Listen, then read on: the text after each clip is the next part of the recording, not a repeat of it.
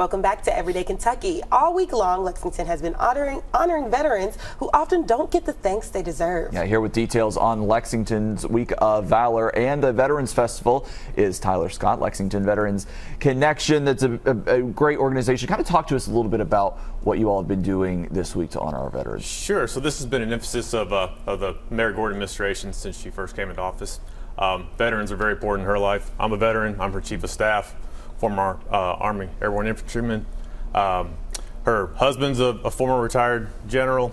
Her son and son-in-law, both active duty right now. So it's not just about the service itself for her and for the administration. It's about the importance of reintegration of veterans back into our society. Most of us go do a job we volunteer for and want to come home and live normal lives. We're your neighbors, we're your co-workers, we are your coaches and your friends. And it's really important to make sure that that reintegration back into our community is recognized, because this country has asked a lot of our veterans through the years.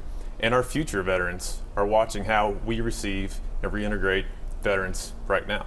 I mean, we're going to ask them to do some very difficult jobs in the future as well. So a small part of that is helping our community, our civilians, be more familiarized with the veterans and the community itself. So we cap off a Week of Valor tomorrow morning at Lexington Station.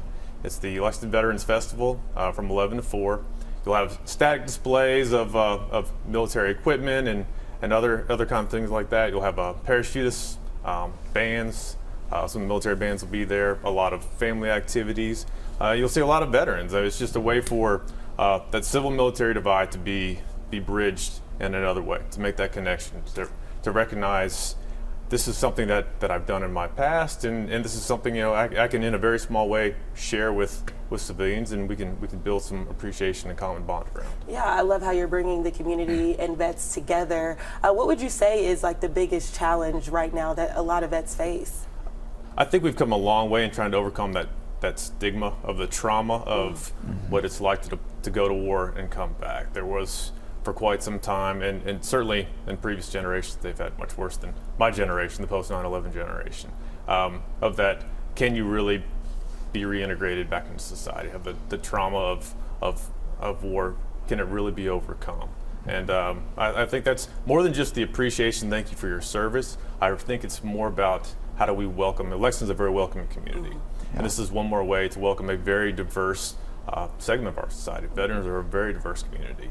And I think the more we recognize they just want to be engineers and doctors and chiefs of staff in the mayor's office and things like that. We come back and live normal lives like everyone else. And I think the more we show that kind of connection and acceptance, the more we're showing future generations that you can go off and make this commitment and come home too and be welcomed. Yeah. Well, thank you so much for your service, and thank you for what you're doing for vets. Thank you so much.